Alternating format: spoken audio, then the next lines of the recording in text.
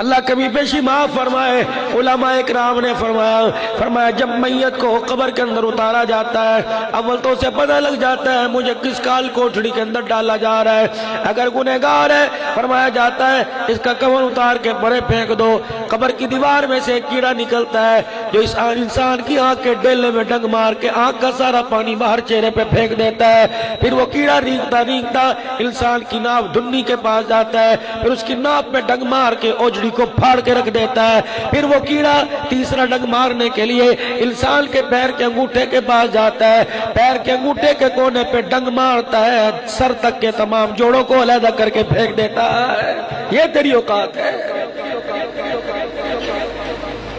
82 سال کی عمر ہے سیدنا عثمان غنی رضی اللہ تعالیٰ عنہ کی۔ یہ قبرستان بیٹھ کے کیوں رو رہے ہیں؟ 2 مرتبہ نبی کا دوہرا داماد بنا جس کی سخاوت کا چرچے عرش معلیٰ پہ ہوئے،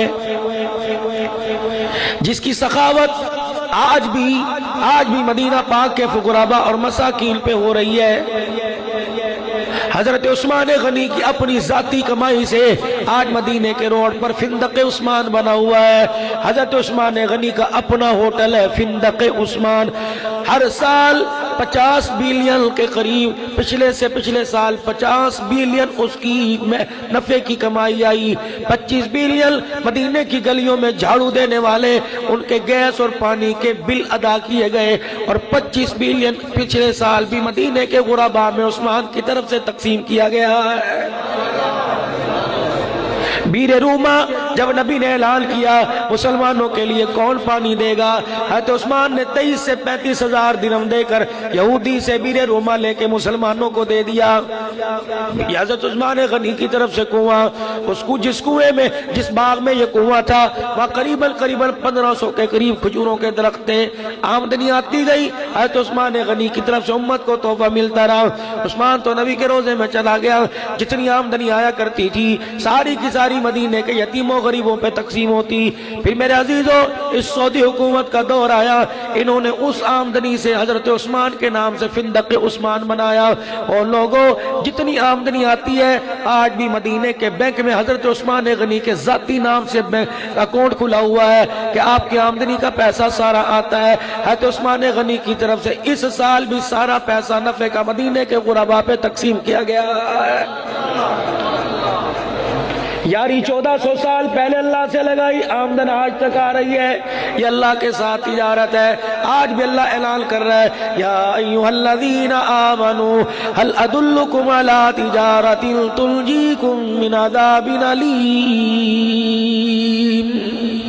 آؤ ایمان والو تجارت کرے۔ تو وہ اللہ والا قبرستان کھڑا رو رہا تھا۔ کسی نے کہا کل بازار میں کھڑے رو رہے تھے، میں نے تیرے سے وجہ پوچھی۔ بازار میں چلنے والوں کو دیکھ کے کہنے لگا ان کو دیکھ کے ترس آ رہا ہے، وہ صلح کرنے کو تیار ہے، ان میں سے کوئی راضی ہونے کو تیار نہیں، وہ ہاتھ بڑھانے کو تیار، ان میں سے کوئی ہاتھ ملانے کو تیار نہیں۔ آج قبر میں بے بس ہو کر بے بسی کے عالم میں ان کو لیٹا دیکھ کے ترس آ رہا ہے کہ کیوں آج یہ ہاتھ پھیلا کے کہتے ہیں صلح کر لے، وہ صلح کرنے کو آج تیار نہیں ہے۔ زندگی کے اندر اسے صلح کر لو، ورنہ مرنے کے بعد انسان کے ساتھ معاملہ بڑا اوکھا ہو جائے گا۔ اب کیا تجارت؟ اللہ کہہ رہا ہے یا ایھا الذین آمنوا هل ادلکم علی تجارۃ تنجیکم من عذاب الیم۔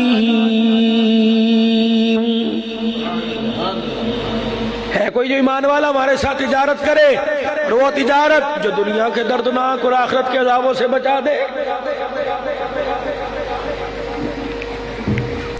تؤمنون باللہ ورسولہ وتجاہدون فی سبیل اللہ۔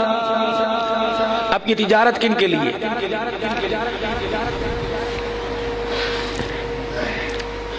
بینک والے تجارت کرتے ہیں، کس آدمی سے کریں گے؟ جس کا 5 لاکھ بینک میں موجود ہو، جس کی ٹرانزیکشن اچھی ہوتی ہو، آنا جانا جس کا بینک کے اندر لگا رہتا ہو، اس کو گاڑی ملے گی، ہاؤس رینٹ ملے گا، پتہ نہیں کیا کیا ملے گا، اس کے اندر صلاحیت ہو، پیسہ دے سکتا ہے، لے سکتا ہے، گارنٹیڈ ہو، دو شناختی کارڈ ہو، بجلی کا پتہ نہیں کیا کیا صورتحال ہے۔ اسی طرح کسی سے واشنگ مشین لینے کے لیے قسطوں کی دکان پہ جاؤ، ہر ایرے غیر نتھو خیرے کو 5 روپے کا نوٹ نہیں دے گا۔ مشین ایک دنیا کی 4000 کی بنائی ہوئی شناختی کارڈ کی فوٹو کاپی لے گا، چیک بک لے گا، انگوٹھوں کے دستخط لے گا۔ پروردگار عالم بھی ان کے ساتھ تجارت کرتا ہے۔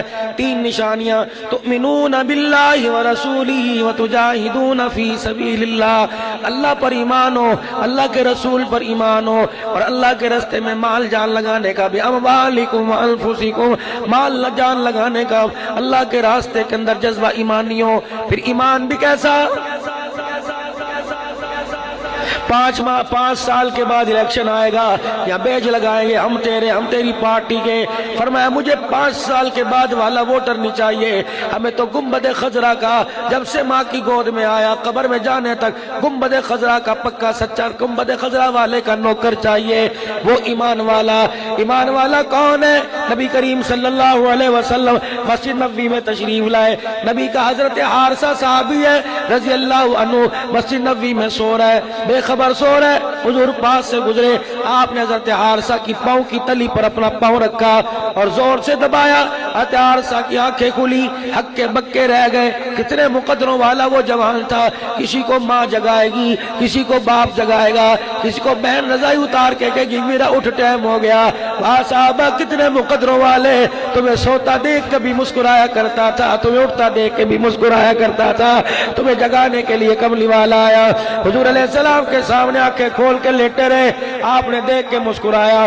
نبوت والی زبان سے پہلا جملہ لکھنا، کیف اصبحت یا حارثہ، اے حارثہ صبح تو نے کس حالت میں کی؟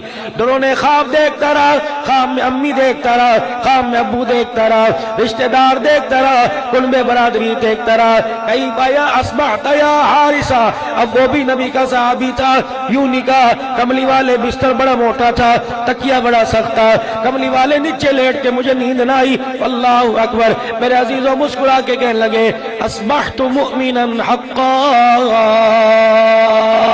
اللہ کی عزت کی قسم، جیب میں پیسہ موجود کوئی نہیں لیکن سینے میں ایمان پورا موجود ہے۔